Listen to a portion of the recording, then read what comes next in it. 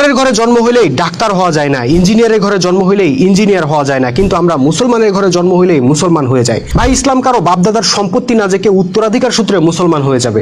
ইসলাম হইল একটা জীবন বিধান। এই জীবন বিধানের লক্ষ্য উদ্দেশ্য বুঝতে হয়, এতে বিশ্বাস স্থাপন করতে হয় এবং একে মাইনা চলতে হয়, তবেই আপনি হইতে পারবেন মুসলমান। সারা বিশ্বের মানুষ যদি বলে পশ্চিমাদের তৈরি বিধান উত্তম, মুসলমান বলবে আল কোরআনের বিধান উত্তম।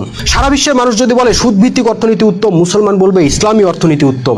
সারা বিশ্বের মানুষ যদি বলে অধিকাংশ মানুষ যেটা বলবে সেটা হবে আইন, মুসলমান বলবে আল্লাহ যেটা বলবেন সেটা হবে আইন। সারা বিশ্বের মানুষ যদি বলে মাদক উপকারী, মুসলমান বলবে মাদক হারাম।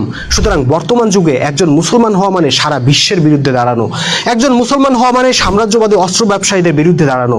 একজন মুসলমান হওয়া মানে স্রোতের বিপরীতে নৌকা বেয়ে সামনে আগানো। অথচ আমরা অধিকাংশ মুসলমান কি করতেছি?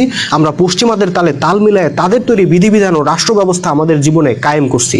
আল্লাহর বিধান বাদ দিছি, তারপর টুপি দেখায়, দাড়ি দেখায়, জোব্বা দেখায় বোঝানোর চেষ্টা করতেছি যে